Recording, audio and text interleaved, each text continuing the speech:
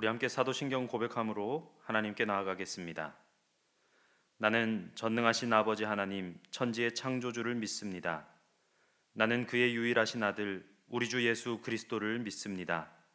그는 성령으로 잉태되어 동정녀 마리아에게서 나시고 본디오 빌라도에게 고난을 받아 십자가에 못 박혀 죽으시고 장사된 지 사흘 만에 죽은 자 가운데서 다시 살아나셨으며 하늘에 오르시어 전능하신 아버지 하나님 우편에 앉아 계시다가 거기로부터 살아있는 자와 죽은 자를 심판하러 오십니다. 나는 성령을 믿으며 거룩한 공교회와 성도의 교제와 죄를 용서받는 것과 몸의 부활과 영생을 믿습니다. 아멘. 찬송가 440장을 함께 부르시겠습니다. 새 찬송가 440장, 통일 찬송가 497장입니다.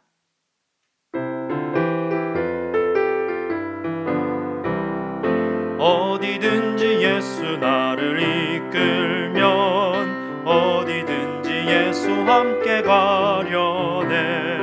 예수 함께 아니 가면 낙 없고 예수님과 동행하면 겁 없네. 어디를 가든지 겁낼 것 없네. 어디든지 예수 함께 가려네. 세상 친구 모두 나를 떠나도 주와 동행하면 외로움 없겠네. 가는 길이 위태하고 험해도 어디든지 예수 함께 가려네. 어디를 가든지 겁낼 것 없네. 어디든지 예수 함께 가려네. 어두운 그늘 나를 에워쌀 때에 주가 함께 계심 믿고 자려네.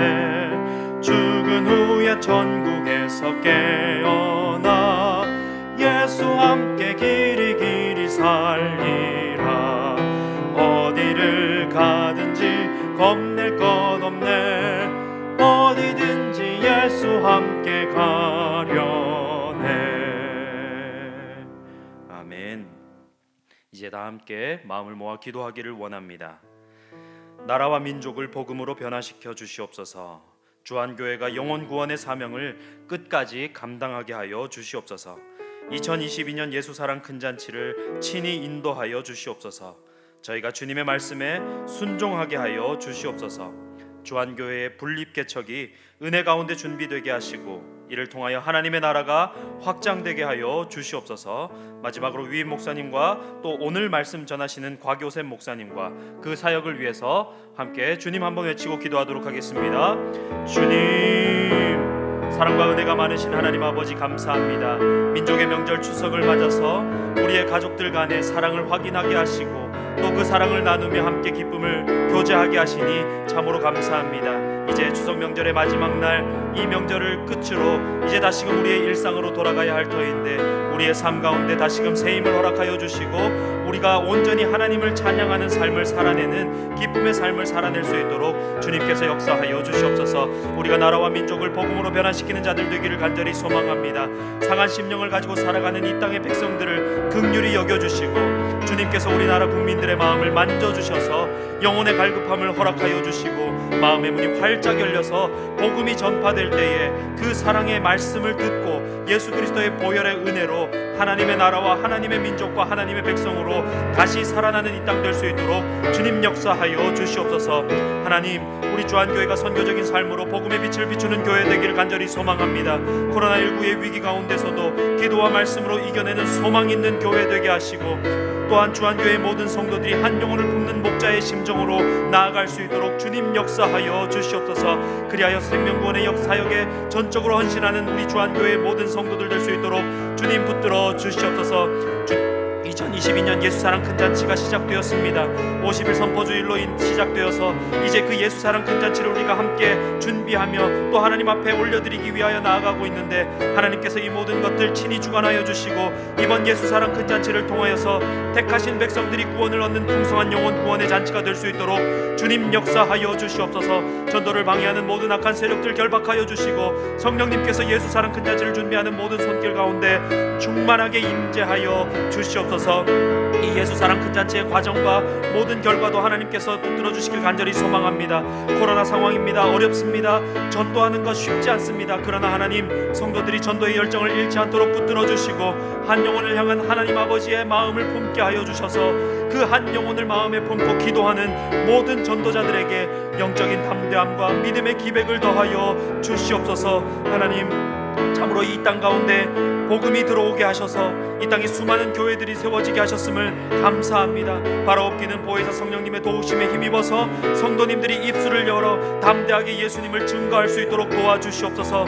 우리 교회가 세상 사람들에게 정말로 매력적인 교회가 될 수 있도록, 정말 그 복음의 매력을 잘 뽐낼 수 있는 그러한 교회 될 수 있도록 주님 붙들어 주시고, 이 일을 위하여 교회를 낳는 선교적인 교회로 분립개척을 준비할 때에 하나님이 모든 과정들도 하나님의 은혜 가운데 잘 진행될 수 있도록 주님 역사하여 주시옵소서.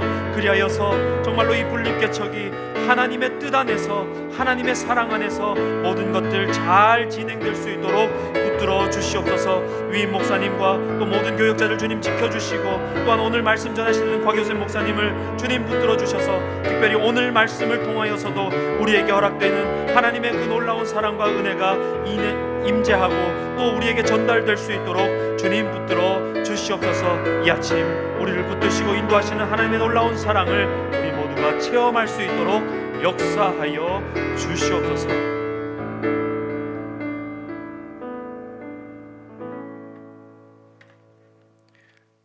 이 모든 간구 예수님의 이름으로 기도합니다. 아멘. 오늘 우리에게 주신 하나님의 말씀은 마가복음 3장 7절에서 12절까지의 말씀입니다. 신약성경 56면에 있습니다. 하나님의 말씀을 제가 봉독하겠습니다. 이 말씀을 봉독할 때에 살아계신 하나님의 음성을 다 함께 들으실 수 있기를 바랍니다. 하나님의 말씀입니다. 예수께서 제자들과 함께 바다로 물러가시니 갈릴리에서 큰 무리가 따르며 유대와 예루살렘과 이두메와 요단강 건너편과 또 두로와 시돈 근처에서 많은 무리가 그가 하신 큰 일을 듣고 나오는지라. 예수께서 무리가 에워싸 미는 것을 피하기 위하여 작은 배를 대기하도록 제자들에게 명하셨으니, 이는 많은 사람을 고치셨으므로 병으로 고생하는 자들이 예수를 만지고자 하여 몰려왔음이더라. 더러운 귀신들도 어느 때든지 예수를 보면 그 앞에 엎드려 부르짖어 이르되 당신은 하나님의 아들이니이다 하니 예수께서 자기를 나타내지 말라고 많이 경고하시니라. 아멘. 함께 기도하겠습니다. 천지 만물을 창조하신 하나님 아버지, 하루의 첫 시간을 주님께 올려드릴 수 있도록 저희의 발걸음을 주님의 전으로 이끌어 주셔서 감사합니다. 저희의 마음과 뜻과 모든 것 담아 주님께 올려드리는 이 찬양과 영광을 홀로 받아 주시옵소서.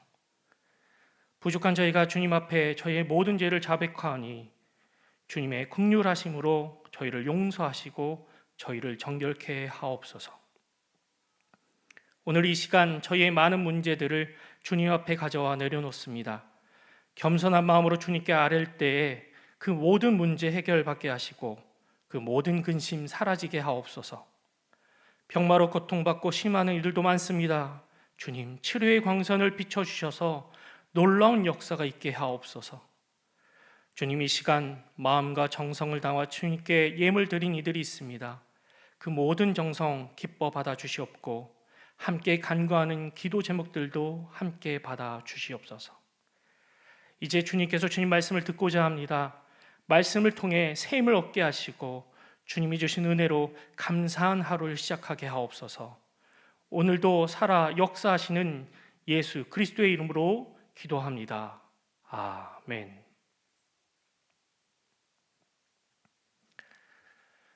마가복음 8장 29절에 예수님께서는 제자들에게 이같이 묻습니다. 또 물으시되 너희는 나를 누구라 하느냐? 이는 제자들과 그리고 마가복음을 읽는 독자들에게 예수님의 존재에 대해 어떻게 생각하는지를 묻는 질문입니다. 마가복음 저자는 마가복음에서 가장 중요한 부분을 예수님의 존재에 대한 서술로 보았습니다. 그렇게 예수님께서 자신의 존재에 대한 이 질문을 제자들에게 하시기 전에 그 질문에 답을 할 수 있도록 마가복음 전반부에 여러 존재들의 고백과 사건들로 그 앞부분을 채워놓았습니다. 우리가 마가복음의 전반부를 읽고 나서 예수님으로부터 이 질문을 받게 된다면 어떻게 고백하시겠습니까? 우리의 주 안의 성도분들은 당연히 이렇게 고백하실 것입니다. 주는 그리스도시요 살아계신 하나님의 아들이십니다. 그런데 오늘 본문을 읽고 묵상하신 분들은 하나님의 아들이시며 주님이시며 메시아이신 분이 왜 직면한 문제에 대해 적극적이고 능동적으로 해결하시지 않고 회피하시는지에 대해 의문을 가지실 것입니다. 공생애를 시작하시며 자신의 신분을 숨기지 않으시고 담대히 사역을 시작하셨던 분이 오늘 본문에서만 보면 너무 소극적인 모습을 보여주고 계십니다. 그래서 오늘은 그 오해되는 부분들을 해명하고 또 예수님의 이런 행동에 대한 진위를 파악해 보고자 합니다. 먼저 7절에서 예수님께서 주어진 상황에 소극적이고 회피적인 모습으로 행동하신다고 그렇게 비춰지는 부분이 있습니다. 어제 우리는 예수님께서 안식일에 회당에서 손 마른 이를 치료하시는 본문을 보았습니다.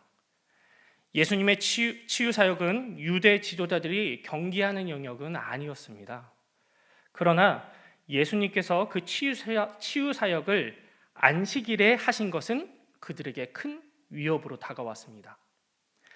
그 이유는 자칭 스스로가 율법을 지키는 자이며 하나님의 경건한 자임을 자칭하던 바리새인들뿐만 아니라 당대 사회 지도자였던 이 헤롯 당에게도 이 안식일 규정 위반이 유대 사회를 안정되게 유지해왔던 그 큰 틀을 훼손시킬 뿐만 아니라 자신들의 그 기독권까지 위협한다고 생각했기 때문입니다.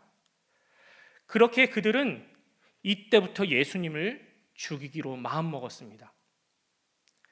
이 상황 바로 뒤에 7절 말씀에 예수님께서 제자들과 함께 바다로 물러가시니 갈릴리에서 큰 무리가 따르며 라고 기록되어 있습니다. 물러나다라는 헬라어 동사 아네코레세네는 달아나다라는 의미가 있습니다. 그래서 이걸 근거로 인해서 예수님이 바리새인들과 헤롯 당이 자신을 죽이려 하자 그 위협에서 벗어나고자 달아났다고 해석하는 이들이 많았습니다. 예수님께서 소극적인 대처를 하신다고 판단한 거죠. 그러나 헬라어 동사 아네코레세는 달아나다는 뜻보다 주로 장소의 전환, 장면의 전환을 보여주기 위한 용어로 더 많이 사용되고 있습니다. 예수님께서는 달아나신 것이 아닌 본인의 의지대로 갈릴리 지역으로 장소를 옮기신 것뿐입니다. 예수님께서는 십자가의 죽음을 회피하신 적도 없으시고 죽음에 대해 두려워하신 적이 없기 때문입니다. 즉 예수님께서 바리새인과 헤롯 당의 위협을 회피하기 위해 갈릴리로 가신 것이 아닌 예수님의 복음 확장을 위해 사역적 차원의 능동적 결정으로 갈릴리로 이동하신 것입니다. 두 번째로 예수님께서 많은 무리에게 에워싸였을 때 배를 준비시키는 그 모습을 보고 예수님께서 회피하신다는 생각하는 일도 있습니다. 먼저 8절 말씀을 보면 유대와 예루살렘과 이두메와 요단강 건너편과 또 두로와 시도 근처에서 많은 무리가 그가 하신 큰 일을 듣고 나오는지라라고 이렇게 기록되어 있습니다. 여러 지역에서 몰려오고 있는데 유대와 예루살렘과 이두메는 이스라엘의 남부 지역을 뜻하고 요단강 건너편은 이스라엘의 동편, 그리고 두로와 시드는 이스라엘의 북서쪽을 위치한 지중해 해변 지역으로 이스라엘의 북쪽을 지칭합니다. 즉 이스라엘의 남쪽과 동쪽과 서쪽과 북쪽 모든 곳의 무리가, 그 많은 무리가 예수님의 하신 큰 일을 듣고 찾아오기 시작하셨다는 말씀이십니다. 이렇게 수많은 이들이 모인 이유는 단 하나였습니다. 바로 예수님을 한 번이라도 만지면 자신의 병이 나을까 하는 생각 때문이었죠. 그렇다 보니 수많은 인파가 예수님 주위에 둘러 에워싸기 시작했습니다. 심지어 예수님을 밀치기까지 하는 지경까지 이르렀습니다. 이때 예수님께서는 어쩔 수 없이 제자들에게 배를 준비케 하셨습니다. 이 본문을 읽고 예수님께서 많은 무리로부터 도망치시기 위해 배를 준비케 하셨다고 생각할 수 있습니다. 그런데 이 본문에서도 예수님께서는 소극적인 회피 대신 적극적인 행동이었음을 우리는 알아야 합니다. 예수님께서 무리를 피해 배에 오르신 이유는 수많은 인파가 몰렸을 때에 더 위험한 안전사고가 있을 수 있기에 이를 피하기 위해서 예수님께서는 배에 오르신 것입니다. 예전에 마이클 잭슨이 1992년 루마니아에서 공연을 했을 때에 너무 많은 인파가 몰리게 되면서 23명이 죽는 사건이 있었습니다. 그리고 우리나라에서도 예전에 뉴키즈 온 더 블럭이라는 외국 가수가 한국에 내한했을 때에 한 명이 압사되어 죽는 사고도 있었습니다. 예수님께서 배를 준비시키신 것은 우리 주님은 생명 살림의 주님으로 많은 인파로 인한 안전사고를 방지하기 위한 적극적 행위를 취하신 것입니다. 세 번째로 예수님께서 소극적으로 대처하신다고 오해되는 부분이 있습니다.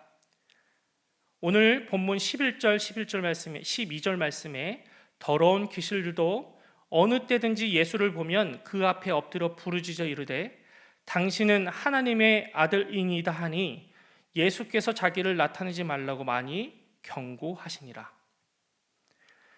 예수님께서 하나님의 아들이심을 더러운 귀신들은 알고 있었습니다. 그들이 예수님의 존재에 대한 고백을 했을 때 예수님께서는 그들에게 이를 알리지 말 것을 경고하고 계시는데요. 주님께 원수된 더러운 귀신들로부터 예수님의 존재가 많이 알려지게 된다면 이를 기이 여겨 더 많은 사람들이 예수님의 존재를 믿게 될 것입니다. 그런데 예수님께서는 왜 더러운 귀신들에게 함구령을 내리셨는지 많은 이들은 의아해합니다. 예수님께서 더러운 귀신들에게 예수님의 존재에 대한 고백을 함구하게 하신 이유는 그들의 고백이 적절한 때의 고백이 아니었기 때문입니다. 오케스트라의 연주에서 특정 악기는 자기의 그 파트가 나오기 전까지는 소리를 내어서는 안 됩니다. 그리고 자신의 때에 맞춰 그 악기가 소리를 내면 아름답고 조화로운 음악이 될 수 있습니다. 자신의 소리가 나와야 하는 그 약속된 시간, 그때가 중요한 것이죠. 하나님께서는 예수님의 존재에 대한 고백이 고백되어지 않은 그 시간을 하나님께서 정하셨습니다. 우리가 또 소설을 읽고 또 한 등장인물에 대한 평가를 내릴 때가 있습니다. 그런데 그 인물의 첫 등장만을 보고 그가 어떤 존재인지를 우리는 단정할 수도 없습니다. 책 전체를 다 읽고 난 후에야 그 사람을 평가할 수 있고 그 사람에 대한 정의를 내릴 수 있습니다. 이와 같이 예수님은 자신의 존재에 대한 정의를 공생의 시작 초반을 보고서 내려서는 안 됨을 알고 계셨습니다. 마가복음 9장 9절 말씀에 그들이 산에서 내려올 때에 예수께서 경고하시되 인자가 죽은 자 가운데서 살아날 때까지는 본 것을 아무에게도 이르지 말라 하시니, 예수님께서는 제자들에게 자신의 존재에 대한 증명을 십자가와 부활 때까지 온전히 이루어진다고 말씀하셨습니다. 그렇기에 미리 말하지 말 것을 제자들에게 당부한 것이지요. 오늘 말씀 속 더러운 귀신들의 고백은 예수님께서 병자들을 고치시고 귀신을 내어 쫓으시는 초기 사역 기간에 이루어진 고백입니다. 이때 하나님께서 정하신 때도 아니거니와 메시아의 이미지가 단지 치유 사역에 국한될 수 있는 적절한 때가 아니기에 예수님께서는 그때 이 더러운 귀신들에게 함구령을 내리신 것입니다. 예수님께서 하나님의 가르침을 모두 전하시고 예수님께서 구약시대에 예언된 모든 말씀을 다 이루시고 또 예수님께서 하나님께서 하라 하신 모든 일을 다 마무리하였을 때에 그때가 예수님의 올바른 존재의 정의가 이루어질 수 있는 때임을 예수님은 아셨고 또한 마귀에게 함구하라 하셨습니다. 마가복음 저자는 예수님은 누구신가에 대한 물음의 답을 주기 위해 복음서를 작성했습니다. 예수님을 구주로 고백하는 모든 이에게 예수는 주요 살아계신 하나님의 아들이시다라는 대답이 자연스럽게 터져 나올 것입니다. 그런데 오늘 본문을 보면 과연 예수님께서는 그런 존재이신가에 대한 물음이 드는 장면이 초반에 나오게 됩니다. 예수님께서는 오늘 말씀 속에 자신을 죽이려는 이들을 회피하시는 것과 같이 비춰지며 치유를 바라는 많은 무리를 회피하는 것 같아 보이며 적대자의 입에서 고백되어지는 예수님 전파의 절에게도 주님은 이용하지 않으시고 피하시는 모습이 관찰되고 있습니다. 살아계신 하나님의 아들이신 분이라 살아계신 하나님의 아들이라 고백되어지는 분이 약한 존재로 죽음을 두려워하는 이로 가난하고 병든 자들을 사랑하지 않으시는 분으로 그리고 절호의 기회를 이용할 줄 모르시는 지혜 없으신 분으로 비춰지는 이유에 대해 개별적인 설명을 우리가 앞에서 보았습니다. 이렇게 오해를 받으시면서도 예수님이 그렇게 행동하셨던 주된 이유는 바로 하나님 아버지의 뜻을 이루기 위함이었습니다. 하나님 아버지의 계획하심과 하나님 나라 완성을 위해 예수님께서는 자신이 해야 될 바를 소극적으로 하신 것이 아닌 적극적으로 행하셨던 것입니다. 오해받을 수 있지만 하나님 아버지를 위해 철저히 순종하시며 그 모든 일을 완수해 나가셨던 것입니다. 여기서 우리는 우리의 삶과 태도를 되돌아봐야 합니다. 오늘 말씀 속에 예수님을 본받아 우리 그리스도인들은 나의 계획과 나의 때를 위해 살아가는 존재가 아니라 아버지 하나님의 계획과 때를 위해 살아가야 하는 존재임을 알아야 합니다. 내가 약해 보이고 내가 오해받을 때가 있을지라도 겸손히 순종하며 하나님의 뜻을 이루기 위해 참고 견뎌줄 줄 알아야 합니다. 내게 힘이 있고 능력이 있고 내가 옳다 하는 정의가 있다 하여 하나님의 때를 무시하고 내가 앞서는 것이 나의 믿음의 적극적 행동이 아닙니다. 하나님의 때를 위해 참고 견디며 그 때를 맞추기 위해 그리고 하나님의 계획을 이루기 위해 부단히 노력하고 겸손히 그 때를 보는 것이 믿음의 적극적인 행동입니다. 우리 주 안의 모든 성도분들이 예수님의 그 모습을 본받아 나 개인의 계획을 위해 살아가는 존재가 아닌 하나님 아버지의 뜻을 위해 살아가는 존재 되길 소망합니다. 오늘 나를 통해 이뤄가시는 하나님 나라를 위해 순종하고 능동적으로 적극적으로 믿음의 삶을 살아가는 주 안의 모든 성도 되길 기원합니다. 기도하겠습니다. 주님, 오늘 말씀 속에서 아버지의 뜻을 위해 겸손히 순종하시는 예수님의 모습을 보았습니다. 예수님께서는 사람들로부터 오해를 받고 소극적으로 상황을 대처하시며 회피하시는 모습처럼 보이심을 개의치 아니하시고 하나님 아버지의 뜻을 이루시기 위해 적극적인 순종의 길을 걸어가심을 보았습니다. 우리 주 안의 모든 성도가 하나님 아버지의 말씀에 순종함이 적극적인 믿음의 표현임을 알게 하소서. 하나님의 계획을 이루기 위해 나의 생각과 나의 계획을 내려놓게 하옵소서. 오늘도 주님의 보호하심 속에 주님의 뜻을 이루기 위한 선교적 삶을 살아가는 귀한 한날 되게 하소서. 그리고 도움의 손길이 필요한 이 어려운 시기에 저희가 주님의 사랑을 적극적으로 표현할 수 있는 귀한 한날 되게 하여 주시옵소서. 예수님의 이름으로 기도합니다. 아멘. 이제 오늘 주신 말씀과 개인의 기도 제목을 가지고 주님 크게 한번 부르짖으며 기도하시겠습니다. 주님! 하나님 아버지 감사합니다. 오직 주님만을 바라보고 살아가는 귀한 한날 되게 하여 주시옵소서. 정말로 주님께 더욱더 붙들림 받는 귀한 저희 되게 하여 주시옵소서. 정말로 주님께서 정말로 순종하심으로 적극적 믿음을 표현했던 것처럼 저희도 주님께 온전히 순종함으로 주님께 믿음의 표현을 할 수 있는 저희 되게 하여 주시옵소서.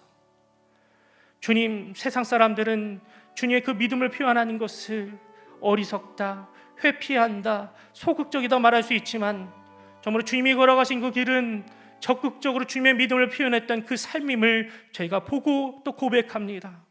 주님, 저희도 오늘도 그런 삶을 살아가게 하여 주시옵소서.